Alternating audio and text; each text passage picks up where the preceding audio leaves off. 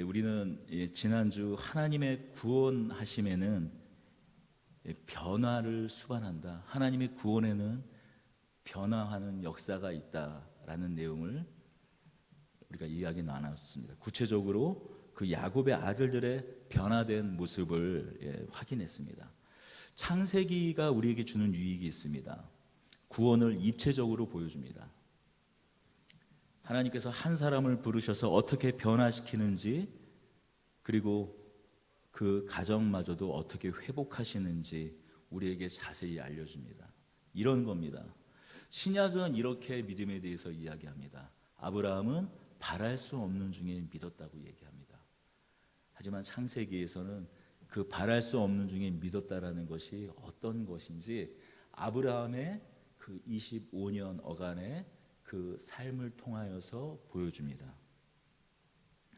아들 이삭을 번제로 바치는 데까지 아브라함이 믿으니 하나님께서 아브라함을 의롭게 여기셨다 말한 그 지점에서 아들 이삭을 번제로 바치니 비로소 내 아들, 내 사랑하는 독자를 내게 바치는 것을 통하여 내가 여호와 하나님을 경외하는 줄을 내가 알았노라라고 하나님께서 말씀하십니다. 그 자리까지 가는 것을 보여주죠. 야곱과 그 아들들의 이야기는 심화 과정입니다. 믿음의 심화 과정이에요. 우리가 그 세미나나 강좌를 하잖아요. 그러면은 공개 강좌가 있죠. 그리고 이어지는 게 뭐가 있습니까? 본 강좌가 있잖아요. 본 강좌하면 또 본 강좌로 끝나는 것이 아니죠. 심화 강좌가 이어집니다.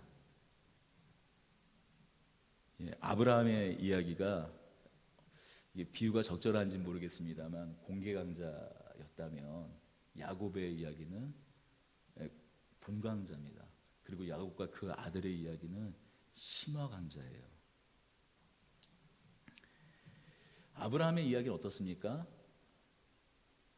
좀 우리와는 멀리 있는, 어쨌든 그 이삭을 번제로 드렸던 그 속사정을 파헤치고 보면 우리가 그 아브라함의 믿음이라는 것이, 아브라함이 믿음의 조상이라는 것이 믿음이 제일 좋았다라는 것에서 믿음의 조상이 아니라 한 사람을 붙잡으셔서 어떻게 믿음을 시작하시고 그 믿음을 완성케 하시는지, 그 첫사람으로서 믿음의 조상이라는 것을 우리가 결국은 알게 되지만 그래도 아브라함은 너무나 멀리 있죠. 하지만 야곱은 어떻습니까? 야곱에 이르러선 진짜 본강자죠. 이거 뭐 내 얘기네 라고 생각이 듭니다. 야곱의 아들들의 그 심화된 그 이야기에서는 어떻습니까? 오늘의 우리의 현실을 마주보게 됩니다. 오늘 우리가 마주하는 삶의 현실을 보게 되고 직시하게 되고, 답없는 우리의 현실 안에서도 요셉과 그 아들을 만지셨던 하나님의 손길이 우리에게도 머물고 있다는 사실을 우리가 깨닫게 됩니다.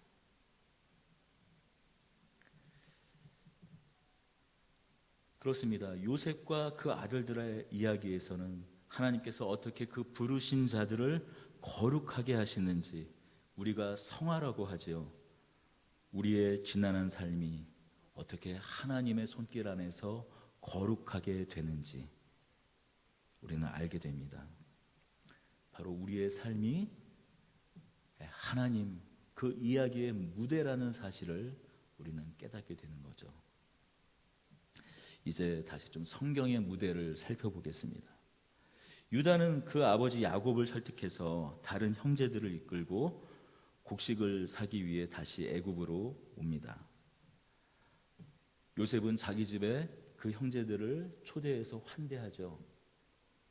그리고 넉넉하게 양식을 딸려 보냅니다. 하지만 그 동생, 막내 동생 베냐민의 그 곡식단 안에 은잔을 숨겨둡니다. 그리고 자신의 청지기를 보내서 결국 누명을 씌우죠. 이 배은망덕한 사람들로 이 형제들을 몰아갑니다. 형제들이 잡혀옵니다. 요셉은 은잔이 발견된 이 베냐민을 종으로 삼겠다고 해요. 하지만 유다가 어떻게 이야기합니까? 베냐민과 그 아이 베냐민과 아버지는 생명이 묶여 있다고 말하며 차라리 자기를 종으로 삼으라고 이야기하죠. 44장 34절을 읽겠습니다. 44장 34절입니다. 그 아이가 나와 함께 가지 아니하면 내가 어찌 내 아버지에게로 올라갈 수 있으리이까? 두렵건대 제가 내 아버지에게 마침을 보리이다. 이어서 45장 1절도 우리 읽겠습니다. 요셉이 시종하는 자들 앞에서 그 정을 억제하지 못하여 소리질러 모든 사람을 자기에게 물러가라 하고 그 형제들에게 자기를 알리니 그때 그와 함께한 다른 사람이 없었더라. 히브리 성경을 직역하면 더 이상 자신을 통제하지 못했다고 이야기합니다. 정을 억누르지 못했다라는 말은 자신을 주체하지 못하고 자신을 통제하지 못했다라는 뜻입니다. 지금까지 형들을 시험하기 위해 요셉은 자신의 마음을 냉정하게 다스렸어요. 그러나 그의 형 유다의 말에 더 이상 평정심을 유지할 수 없었습니다. 그 시험은 형들을 벌주거나 복수하려고 한 시험이 아니었어요. 그저 떠보려고 한 시험은 아니었습니다. 하나님의 뜻에 따라 깨어졌던 그들의 마음이, 깨어졌던 그 형제들의 마음을 하나로 하기 위한 시험이었습니다. 22년 전 요셉을 판 것은 형제들의 선택이었어요. 야곱의 아버지 집에서 멀리 떠나와 있는, 세겜에 와 있는 그 요셉을 아무도 보는 사람이 없다, 그들은 여기고 요셉을 노예로 팔았습니다. 그 상황에서, 요셉만 혼자 있는 그 상황에서 그 형제들은 그 요셉을 팔았습니다.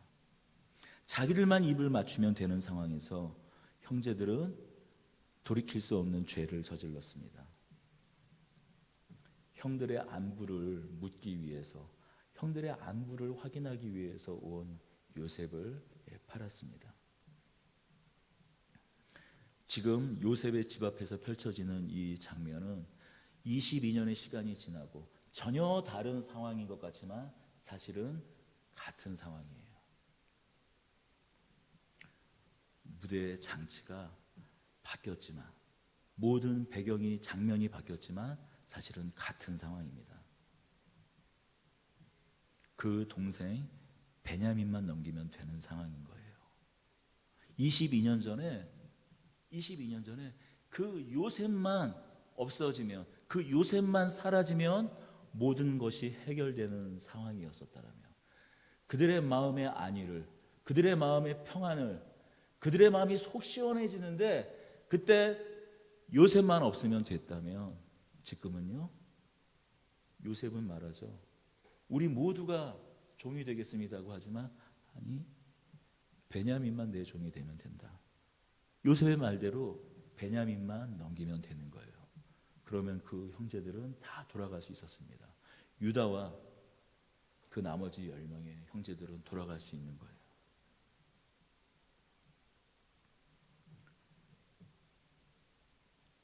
그 동생 베냐민만 종으로 넘기면 그 모든 형제들이 살 수 있습니다. 22년 전 그 동생 요셉을 팔았던 상황이랑 똑같은 상황이에요. 그러나 그 유다는 그 동생을 구하려고 합니다. 44장 30절에서 33절을 읽겠습니다. 44장 30절에서 33절입니다. 아버지의 생명과 아이의 생명이 서로 하나로 묶여 있거늘 이제 내가 주의 종 우리 아버지에게 돌아갈 때에 아이가 우리와 함께 가지 아니하면 아버지가 아이의 없음을 보고 죽으리니 이같이 되면 종들이 주의 종 우리 아버지가 흰 머리로 슬퍼하며 수월로 내려가게 함이니이다.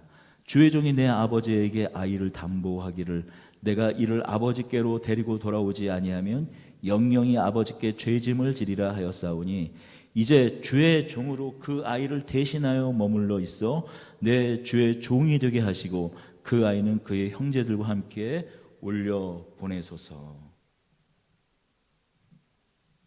유다는 어떤 사람이었습니까?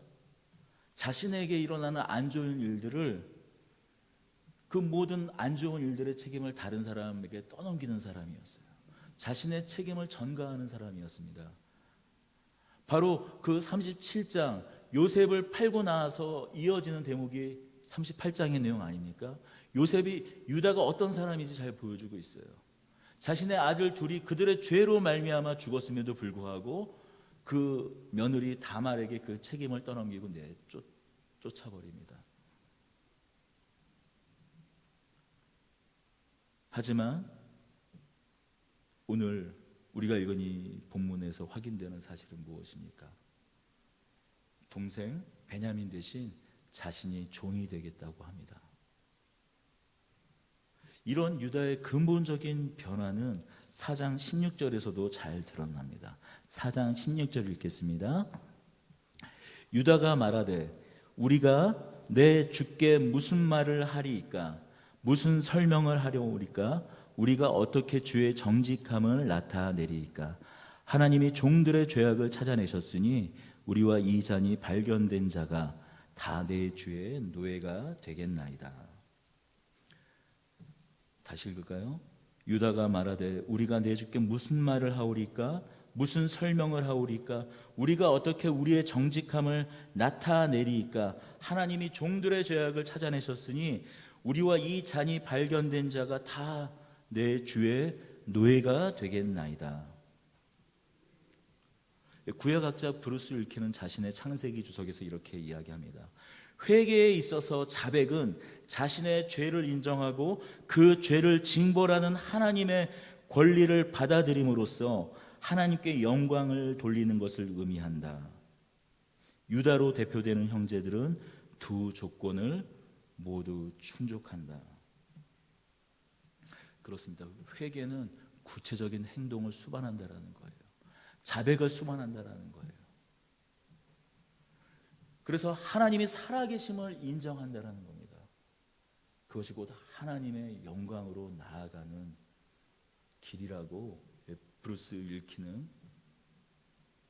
이야기하고 있습니다. 그렇습니다. 핑계를 대고 남의 탓을 돌리는 것은 참된 회개가 아닙니다. 그때 요셉을 팔아치워야 할 이유가 100가지도 넘었어요. 우리도 마찬가지 아닙니까? 그때 내가 그 죄를 지었던 이유는 무엇 때문이야. 그때 어쩔 수 없었다고. 그때 내 상황을 보면 누구도 나에 대해서 아무 말 할 수 없다고 라고 우리는 이야기합니다. 맞아요. 요셉을 팔아치운 형들도 마찬가지입니다. 한 번도 자신의 아버지의 사랑을 받아보지 못했어요. 하다못해 아버지 야곱도 마찬가지고 그 동생 요셉도 좀 생각이 있던 사람이었으면 형들의 그 안부를 확인하기 위해 그 요셉이 세겜으로 갔을 때 채색 옷을 입고 가진 않았을 거예요. 아니, 그 헤브론 그 인근에서 세겜이 어디라고 근 200km가 넘는 거기까지 채색 옷을 입고 가요. 또 채색 옷을 입혀 보냅니까? 야곱의 눈에는 그 형제들, 요셉의 그 형제들의 사실 크게 안중이 없었습니다. 다만 세겜 땅에 그들이 양을 치르고 그 멀리까지 갔기에 세겜에 있었던 일을 생각하고 그 안부가 걱정이 돼서 그 동생 야곱을 보내는 겁니다. 요셉만 없으면 됐다라고 생각을 했습니다. 아버지는 안중이 없었어요. 이 요셉만 없어지면 자신들이 마음 편히 이 눈꼴 사나우니 가시만 없어지면 모든 근심이 사라질 거라고 생각을 했어요. 하지만 그 아버지는 어떻습니까? 자식을 먼저 보낸 그 부모의 심정을 꼭 그걸 당해봐야 아는 건 아니지 않습니까? 자식을 잃은 그 부모의 심정을 당해봐야 아는 건 아니잖아요. 그러나 안중에 없이 요셉을 팔아넘깁니다. 참된 회개의 전형이 그러나 이 유다의 고백에서 드러납니다. 유다가 말하되 우리가 내 주께 무슨 말을 하오리까? 무슨 설명을 하오리까? 우리가 우리의 정직함을 나타내리까? 지금 이 이야기는, 이 자백은 단지 은잔에 대한 이야기가 아니에요. 자신들의 지난 죄악들에 대한 통렬한 회개입니다. 우리는 죄인들입니다. 이 잔을 우리가 훔치고 안 훔치고와 상관없이 우리는 죄인들입니다. 그래서 이렇게 말하는 거예요. 하나님이, 요셉이라고 얘기하고 있지 않아요. 하나님이 종들의 죄악을 찾아내셨으니, 요셉이 우리의 죄를 찾았다라는 이야기가 아니라 하나님이 우리의 죄악을 찾아내셨으니라고 이야기하는 거예요. 이 잔이 발견된 자마다 주의 노예가 되겠나이다. 이 잔이 발견된 자가 다 주의 노예가 되겠나이다. 우리 모두가 죄인이니 누구 하나 없이 할 것 없이 우리의 죄값을 달게 받겠다고 말하는 겁니다. 하나님 앞에 자신들의 죄를 자백하는 거예요. 성경을 통틀어서 참된 회개가 무엇인지 보여주는 가장 구체적이고 대표적인 두 사건이 있다면 신약 성경에서는 삭개오가 회개한 사건이고, 그리고 이 구약에서는 이 야곱의 아들들이 회개한 사건이에요. 회개는 돌이키는 것입니다. 회개는 자신의 삶을 돌이키는 것이에요. 그래서 삭개오가 예수님께 얘기합니다. 내가 누구에게든지 토색한 것이 있다면, 빼앗은 것이 있다면 네 배를 갚겠다고 이야기합니다. 가난한 자에게 내 재산의 절반을 나눠주고 내가 토색한 것이 있다면 그 네 배를 갚겠다고 이야기해요. 예수님께서 말씀하시죠. 아브라함의 구원이 이 집에 임했다고 이야기하십니다. 지금 이 은잔을 훔치고 안 훔치고의 문제가 아니라 마찬가지로 이 유다와 그 형제들은 자신들이 죄인이라고 자백합니다. 하나님 앞에서 제가 이거는 안 했거든요. 이 잔은 훔치지 않았거든요. 내가 예전에 잘못한 게 있긴 있었는데 지금 이건 내가 한 게 아니라고 하지 않아요. 핑계대지 않아요. 누구에게 그 상황을 모면하려고 떠넘기지 않습니다. 책임을 돌리지 않아요. 우리가 죄인입니다라고 고백합니다.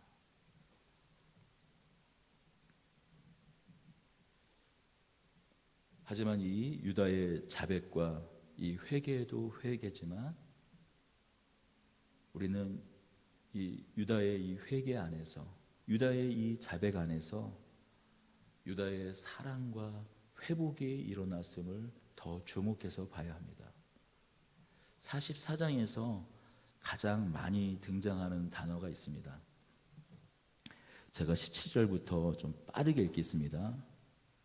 요셉이 이르되 내가 결코 그리하지 아니하리라. 잔이 그 손에서 발견된 자만 내 종이 되고 너희는 평안히 너희 아버지께로 돌아갈 것이니라.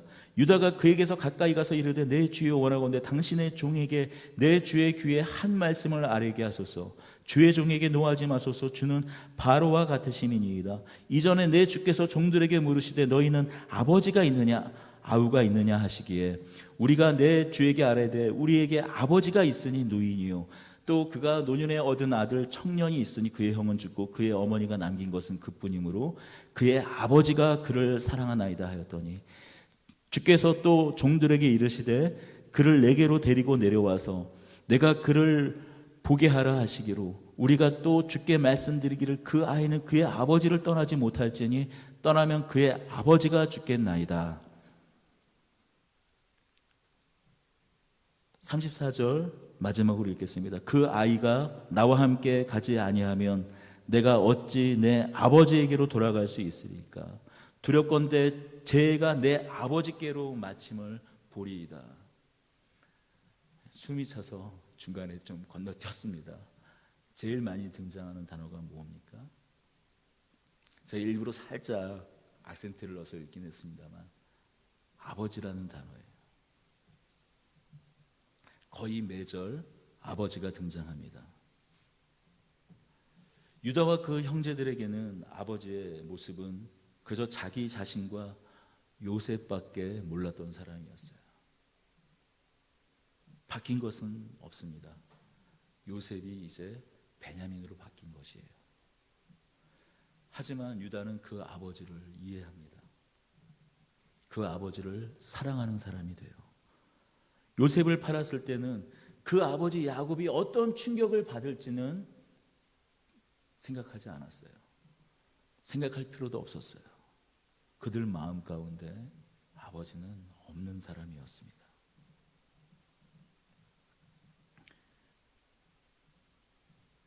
요셉의 채색옷에 짐승의 피를 묻히고 요셉이 죽었다고 말을 했던 잔인한 요셉, 이 잔인한 유다였어요. 생각해 보십시오. 그 동생의 옷에 짐승의 피를 묻힙니다.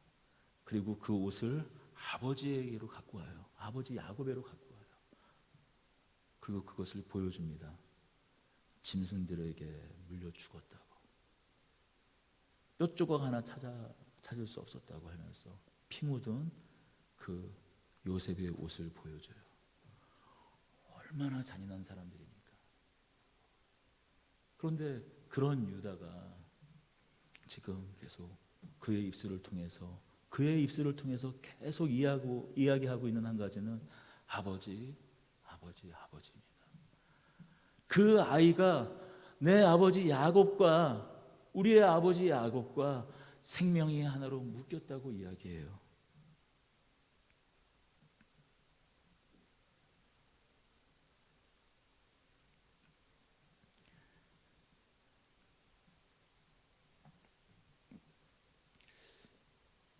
있는 그대로 변하지 않았지만 그 사실을 이해합니다. 모든 것이 다 이해되지 않을지라도 그 사실을 이해하고 용납하는 유다가 됩니다. 여러분, 우리의 상황들이 다 바뀌어야 용납이 되고 이해하고 납득하는 것은 아닙니다. 회개하는 우리의 마음 가운데 하나님께서 그 마음 가운데 하나님께서 받은 그 사랑으로 말미암아 용납시키시고 사랑하게 하십니다. 여전히 변하지 않은 아버지의 모습일지라도 그 사실을 있는 그대로 이 유다는 받아들이고 아버지를 위하는 그 마음을 드러냅니다. 그렇습니다, 여러분. 회개가 회복을 낳습니다. 회개가 회복을 낳습니다. 상황은 더 안 좋아질 수 있어요. 상황은 더 안 좋아질 수 있어요. 문제가 하나도 해결되지 않을 수 있어요. 모든 것이 그대로일 수 있습니다. 그러나 이 유다의 회개 가운데 하나님의 회복이 임합니다. 우리 인생과 관계에서도 마찬가지예요. 이 회복이 없을지라도 상황과 여건은 나아질 수도 있어요. 우리가 원하는 것은 얼마든지 일궈낼 수 있습니다. 그런데 여러분, 우리 안에 만약에 회복이 없다면 상황이 나아지고 그저 그냥 표면적으로 드러나는 관계가 좋아질지라도 그것이 무슨 의미가 있겠습니까? 생각해 보십시오. 요셉이 그냥 형들을 용서합니다. 그리고 돌려보냅니다. 나는 총리가 된 걸로 그걸로 됐고 요셉의 형제들은 굶어 죽을 위기에서 살아난 것으로 됐습니다. 모든 것이 좋지 않습니까? 그러나 거기에 무슨 의미가 있고 거기에 무슨 소망이 있겠습니까? 요셉은 너무나 그것을 잘 알고 있었어요. 유다가 그 아버지와 동생 베냐민을 위해서 자신을 내어주겠다고 하는 이 말을 듣고 그래서 자신을 주체할 수 없었던 겁니다. 요셉은 지금 이 순간까지 하나님의 뜻 가운데서 주도 면밀하게 그 형제들을 시험했어요. 그러나 이 유다의 변화된 모습, 그가 자백하는 것을 보고 더 이상 그 마음을 주체할 수 없었어요. 유다가 회개하고 마치 자기 자신과 같은 그 베냐민을 위해서 자신의 생명을 내어놓고 자신이 종이 되겠다고 하는 그 형 유다의 이야기를 듣고 이제 더 이상 자신의 마음을 통제할 수 없었습니다. 그래서 45장 1절에 그 정을 억제하지 못하여 모든 사람을 물러가게 하고 오직 형제들만 앞에 두고 큰 소리로 웁니다. 지금 이 요셉이 우는 것은 자신의 지난 그 시간들을 생각하면서 한탄하면서 우는 걸까요? 자신의 한을 풀어제끼며 우는 걸까요? 그 무엇으로도 해결될 수 없었던 형제들과의 그 반목과 앙금이 하나님 안에서 해결된 것을, 하나님 안에서 하나가 된 것을, 하나님 안에서 화목해진 것을, 하나님 안에서 화합된 것을 하나님께 기뻐하며 감사로 울고 있는 눈물인 것이죠. 여러분, 하나님이 없으면, 하나님이 안 계시면 사실 모든 것이 한이 됩니다. 한은 한대로 남아요. 이 한보다 더한 것이 뭡니까? 원한 아닙니까? 아무리 자신이 성공했다고 하더라도 이 원한이 사라지는 것은 아닙니다. 이 요셉의 이 이야기가 극적인 이야기이긴 하지만 사실 아주 드문 이야기는 아니잖아요. 전쟁통에 구하러 먼 나라로 갔던 한 소년이, 어떤 사람이 성공하는 성공 스토리는 우리 얼마든지 듣는 이야기예요. 그래서 자신의 부모를 찾고자, 자신의 혈육을 찾고자 고향으로 찾아 돌아오는 이야기는 얼마든지 또 있는 이야기예요. 그런데 그 찾는 이유가 나를 왜 이렇게 고생시켰냐고, 그 말 한마디를 하려고 또 오는 사람이 있지 않습니까? 얼마든지 이런 이야기는 찾아볼 수 있는 이야기입니다. 성공과 번영, 그것이 자신이 살아온 그 인생을 다 설명해주고 설득시키거나 또 회복시키는 것은 아닙니다.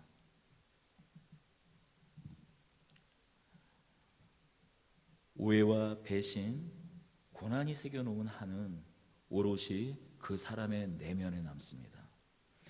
내면에 남아서 또아리를 틀다가 어느 순간에 나타나요. 그리고 어느 날인가는 그 사람이 이루어놓은 그 모든 것을 다 집어 삼켜버립니다. 여러분, 그것이 한이에요. 그것이 원한이에요. 만약 요셉이 하나님이 그에게 없었다면 총리가 된 것은 그저 운이 좋아서 총리가 된 것이죠. 그리고 자신이 총리가 된 것은 자신의 원한을 갚을 수 있는 좋은 기회입니다. 더군다나 그 형들이 와 있어요. 얼마나 좋은 기회입니까? 설사 요셉이 그 형들에게 원한을 갚지 않는다고 하더라도 거기에는 그 어떤 기쁨과 소망이 없습니다. 그가 용서한다고 할지라도 형들과 자신의 거리는 그대로예요. 하나님이 그들에게 없었다는 말입니다. 하지만 우리의 인생을 인도하시는 하나님을 중심으로 놓고 볼 때 그 모든 문제들이 풀려갑니다.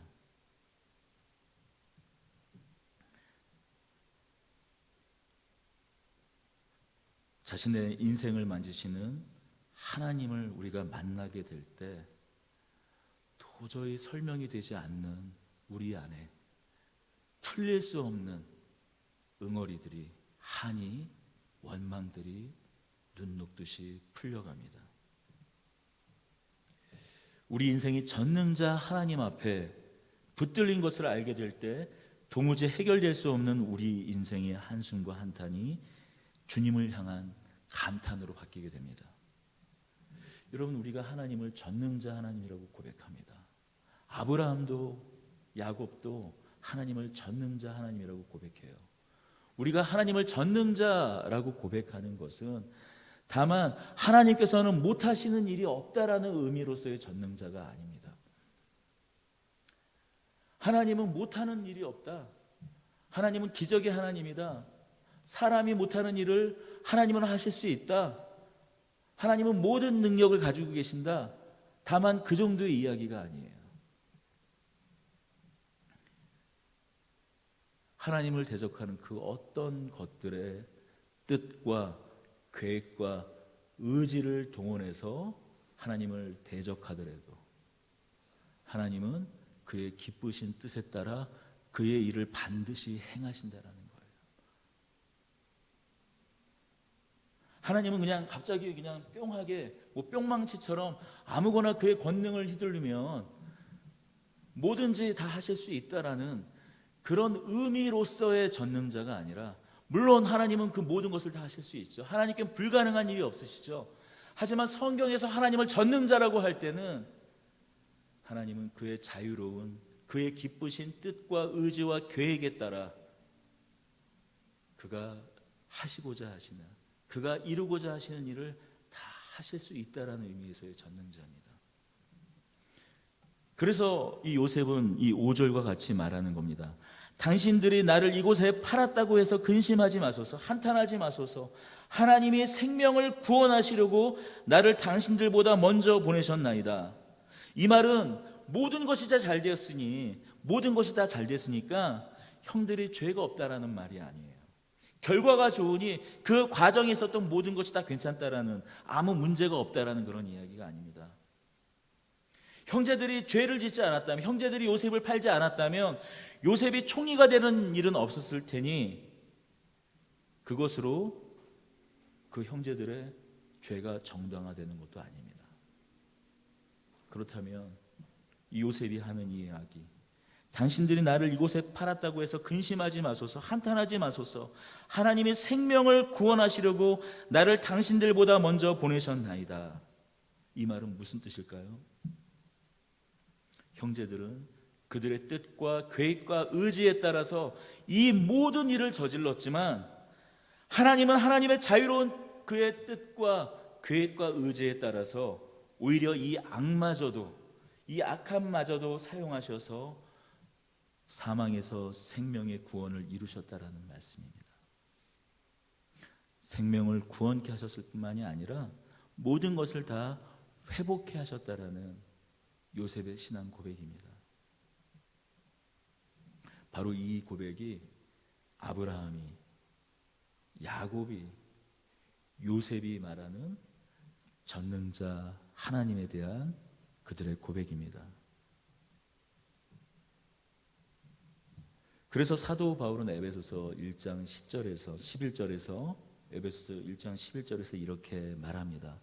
모든 일을 그의 뜻의 결정대로 일하시는 이의 계획을 따라 우리가 예정을 입어 그 안에서 기업이 되었다고 이야기합니다. 모든 일을 그의 뜻의 결정대로 일하시는 이의 계획을 따라 우리가 예정을 입어 그 안에서 기업이 되었다고 이야기합니다. 그 어떤 것도 하나님에게는 손해가 없다라는 것이에요. 그 어떤 것도 우리의 배신, 우리의 낙심, 우리의 실패, 우리의 좌절, 우리의 연약함, 그런 모든 것이 하나님께서는 또한 우리에게 손해가 되지 않게 하시고 오히려 그것들마저도 사용하셔서 하나님의 기업이, 하나님 나라의 기업이, 하나님 나라의 유업이 우리에게 이루시겠다고 하시는 그 말씀입니다. 하나님께 묶인 사람들이 그들의 반역에도 불구하고 전능자 하나님께서 어떻게 그것을 뒤집어 사망에서 생명으로 옮겨 놓으시는지에 대한 이야기예요. 여러분, 하나님께서 여러분을 부르실 때는 이 이야기가 다만 아브라함의 이야기가 아니라, 야곱의 이야기가 아니라, 요셉과 그 형제들의 이야기가 아니라 우리의 이야기로 부르신 겁니다. 여러분, 그러니 우리 인생 가운데 매일매일 부딪히는 일들이 있습니다. 미움, 오해, 배신, 실패, 고난, 좌절, 실수, 어쩌면 있어서는 안 될, 용납될 수 없는 이 야곱 그 아들들의 이런 이 악행마저도 하나님께서는 생명으로 바꿔놓으시겠다라는 거예요.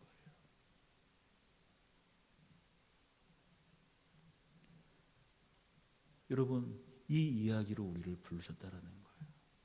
성경이 창세기에서 요한계시록까지 내내 우리에게 확인시켜주는 사실은 바로 이 한 가지입니다.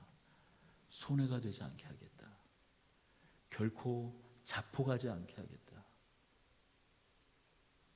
반드시 내가 너를 붙잡아 내가 원하는 거기까지 이르게 하겠다라는 하나님의 말씀이 바로 이 성경의 말씀이고, 바로 그 이야기에 우리도 함께 참여하게 된 이것이 바로 구원이라는 거예요. 우리가 이 성경의 이야기가, 아브라함의 이야기가, 이 야곱의 이야기가, 이 요셉과 그 형제들의 이야기가 그저 먼 신화 속에 있는 이야기가 아니라 곧 우리의 이야기로 부름받은 것이 바로 이 구원의 이야기입니다. 우리 역시 이 성경의 이야기를 그대로 우리 인생 가운데 살아내며 써내려가고 있는 것입니다. 여러분, 어떤 이야기를 원하십니까? 오늘이 잘 설명되고 설득되지도 않습니다. 당장 오늘이 정신이 없어요. 넋이 나갑니다. 혼줄이 나가요. 우리 혼난다, 넋이 나갔다, 넋이 나갔다, 혼줄 났다, 다 무슨 얘기입니까? 우리가 매일매일 삶에서 경험하는 일들 아닙니까? 이게 뭐지? 왜 하나님을 믿는데 왜 이런 일이 생기지? 그런 일들부터 시작해서 우리가 매일매일 겪게 되는 일이 반쯤은 넋이 나가는 일들이에요.